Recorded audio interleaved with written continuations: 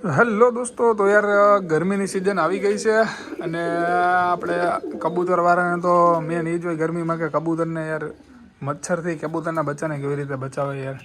કેમ કે બચ્ચા ઝીણકા ઝીણકા હોય અને ગરમીમાં મચ્છર બહુ થઈ જાય અને એનાથી કબૂતરના બચ્ચાને ચાંચમાં અને પગમાં ને વધારે તો ચાંચમાં વધારે કરડી જાય મચ્છર. એટલે એના માટે આપણે બેસ્ટ એક ઉપાય લઈને આવ્યા છીએ ખાલી 10 જ રૂપિયામાં. જો આવડા કાર્ડ જે આવે ને અને યાર જો અત્યારે તો આપણે કંઈ વાંધો છે નહીં એ કંઈ બચ્ચાને જો હે ને અત્યારે તો કાંઈ વાંધો છે નહીં.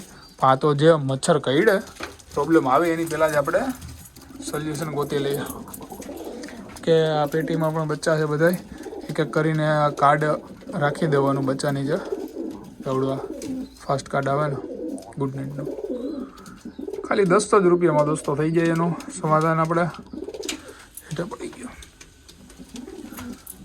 તો દોસ્તો જેને પણ પ્રોબ્લેમ હોય ને કબૂતરના બ્રીડિંગ સેટઅપમાં આખાઈમાં હું તો કહું ને પેટીમાં બધે બબે કાર્ડ તો રાખી જ દેવાય ઓછામાં ઓછા હે ને.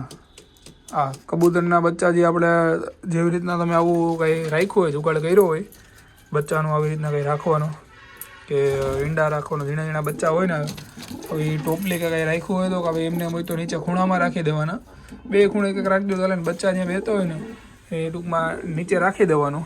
અને બીજો ઉપાય એક છે કે જારીમાં અને આવી રીતે ક્યાંય આપણે રાખ્યા હોય ને પાટિયું કે લાકડી કે કંઈ ટીંગાડી હોય ને તો એમાં તમારે લીમડો જે આવે ને એના પાંદડા ટૂંકમાં બાંધી દેવાય. જેમ કે ડાયરેક્ટ હોય ને એ રાખી દેવાની. એનાય કડવાશના ને મચ્છર બહુ ઓછા થાય આવે નહીં ટૂંકમાં.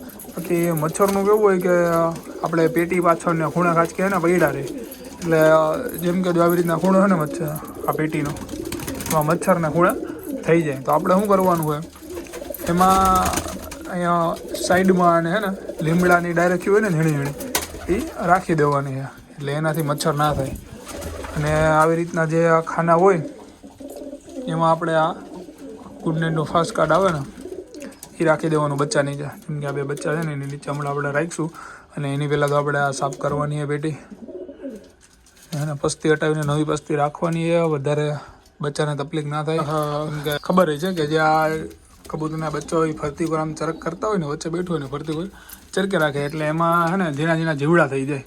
એટલે ખાસ કરીને છે ને બચ્ચા થોડાક મોટા થઈ જાય ને તો એવડા છે ને આનાથી સહેજ મોટા થઈ જાય ને એટલે આપણે હજી નીચે પસ્તી રાખી હોય તો એ ને પેટી તમે સાફ કરતું રહેવાય એટલે એને પ્રોબ્લેમ ના આવે એના માટે.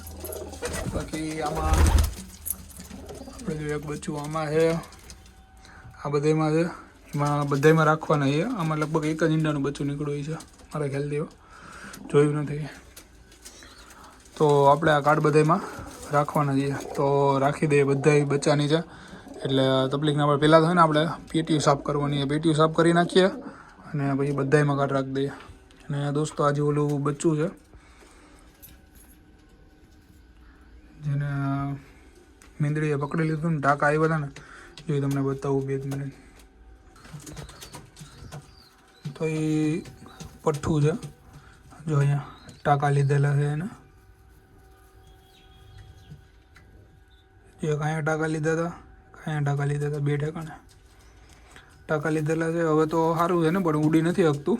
અને એક આ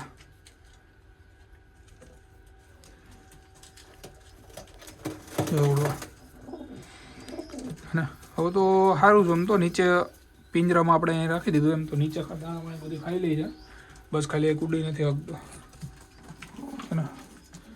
અહીંયા નીચેથી આમ ઉપર નથી અહીં પેટીમાંથી નથી બેસી શકતું અને અહીંયા લાકડીમાંથી બેસી શકતું ઉપર નથી ટૂંકમાં આવી શકતું.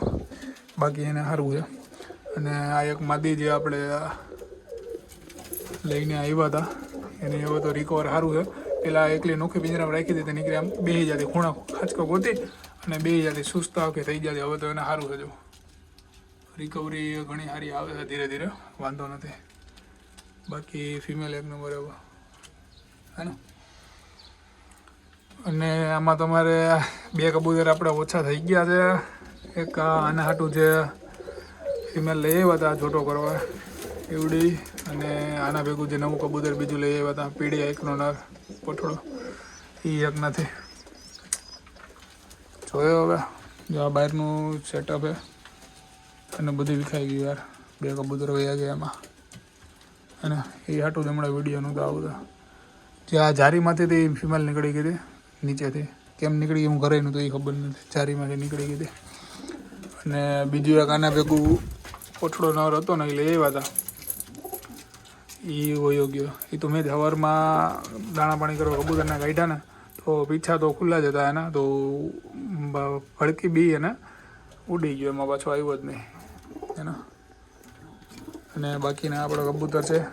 અને બીજી વાત એ કે પહેલાં આપણે એને પહેલાં તો દોસ્તો આપણે બધા એને ખાના ચોખ્ખા કરી અને 10 રૂપિયા વાળો જુગાડ રાખી દઈએ એટલે બધા બચ્ચા મચ્છરથી સેફ રહે.